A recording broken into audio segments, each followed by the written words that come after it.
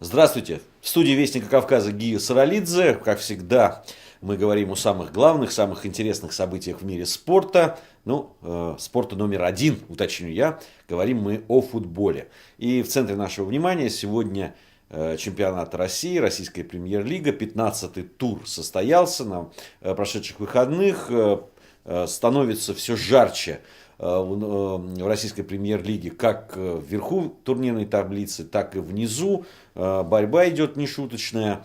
Ну что ж, давайте по порядку. Одним из центральных матчей в этом 15-м туре, на мой взгляд, была игра московского «Локомотива» и «Анжи». По разным причинам. Об одной из этих причин мы поговорим позже, в следующей части нашей программы, о непростых взаимоотношениях болельщиков московских, в частности «Локомотива» и «Анжи», и как раз разберем эту ситуацию. Но сейчас о футболе. «Анжи», конечно, выглядит очень уставшим. Футболисты явно наелись уже, как говорят в футболе, наелись игр, и, конечно, последний матч очень такой нервный достаточно и очень важный для Анжи в Лиге Европы, который они, напомню, выиграли у Ливерпуля английского со счетом 1-0, отнял, по-моему, уже последние силы. И если бы не Владимир Габулов, голкипер Анжи, конечно, Локомотив должен был бы по большому счету праздновать победу в этом матче, но великолепно просто сыграл голкипер Анжи. И, конечно, то очко, которое было заработано махачкалинцами, в общем, львиная доля заслуги, конечно, у Габулова.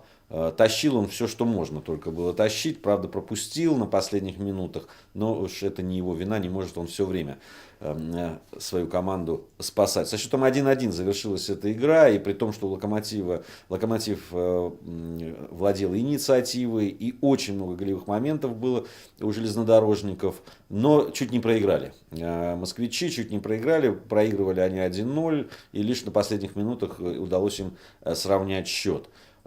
Вообще здесь удивительная ситуация. С одной стороны, Анжи, наверное, болельщики и сами футболисты недовольны тем, что потеряли 2 очка вроде как, потому что до последних минут лидировали и могли, конечно, вырвать эту победу. С другой стороны, железнодорожники тоже имеют право расстраиваться. Клуб застрял в середине таблицы, сейчас на 8-м месте «Локомотив». Уже поговаривают об отставке Билича, хотя я не понимаю, зачем так часто менять. Игра-то есть у железнодорожников, и в этом матче они показали, что футбол играть футболисты умеют, и все в порядке с этим. Ну, вот где-то не везет, где-то великолепно сыграл голкипер, поэтому могут и болельщики, и футболисты расстраиваться, что не взяли 3 очка, которые, наверное, должны были брать. С другой стороны, могли и вовсе проиграть эту игру. Ну, в общем, вот если это все уравновешивается, то, наверное, справедливый результат. 1-1. По большому счету и тот, и другой клуб потеряли, если говорить с турнирной точки зрения. Анжи опустился на 3-ю строчку в турнирной таблице. Еще совсем недавно он лидировал, я напомню.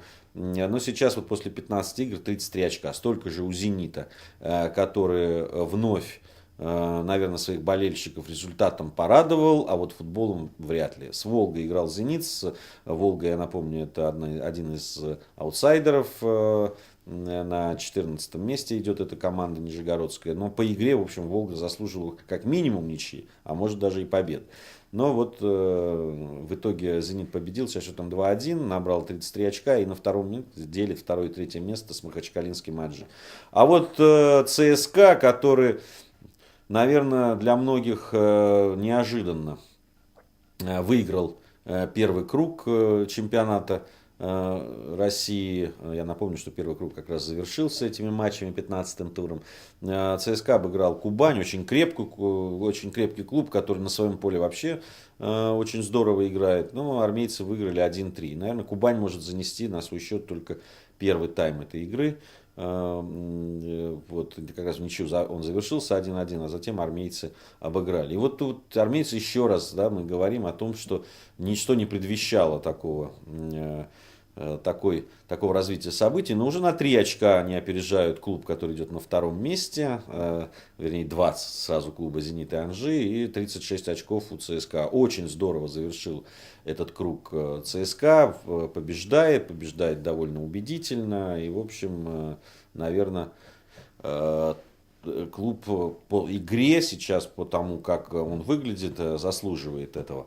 Вот, а с точки зрения, там, как будут развиваться дальнейшие события, ну, конечно, предположить трудно. Надо будет посмотреть, как будут выглядеть клубы после, во-первых, вот в этих позднеосенних и зимних турах.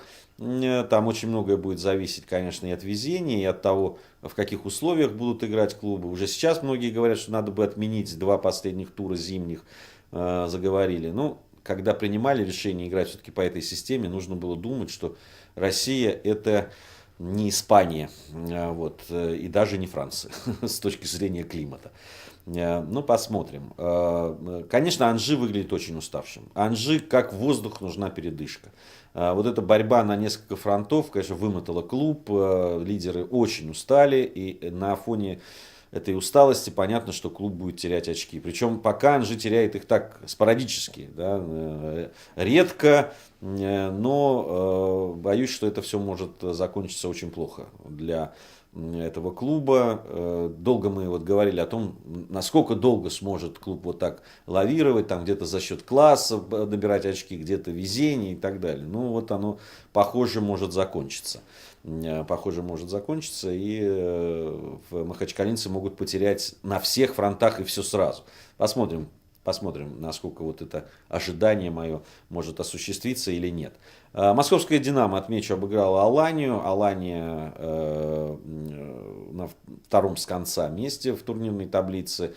И уже даже не заговорили, тренер, тренер клуба уже подал в отставку, ну там запутанная история, два Газаева, один написал заявление, второй пока не принял это заявление. В общем, что будет дальше, непонятно, но то, что Алания стоит в очень сложной ситуации оказалась и стоит на вылет, что называется, это факт. Да, 10 очков после 15 игр, наверное, не то, о чем мечтали в столице Северной Осетии.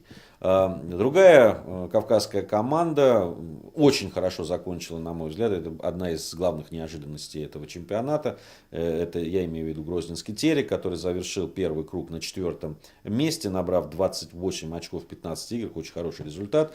Столько же набрал московский «Спартак», который по другим показателям пока на 5-м месте, ниже Терека находится в турнирной таблице. Терек в последнем матче обыграл еще одного аутсайда Мордовию 2-1, причем выигрывал 2-0, пропустил он только на последних добавленных там минутах. В общем, достаточно уверенная, поэтому получается победа.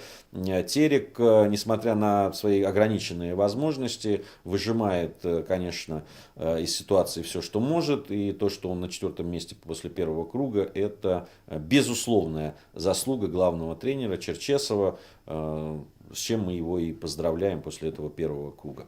Рубин обыграл «Крылья Советов» 2-0. Ну, казанцы так вот, они ни шатка, ни валка, где-то тоже в серединке, ближе к лидерам. Сумеют они как-то вмешаться в борьбу или нет, пока не очень понятно. Ну, небольшой разрыв, там на 27 очков. В общем, при каких-то стечении обстоятельств Рубин и может как-то сыграть еще побороться за какие-то места, в том числе и в Кубке, в Лиге Европы, наверное. Ну и московский «Спартак», который обыграл в отчетном туре в 15-м Краснодар со счетом 2-0, довольно прилично завершил этот чемпионат.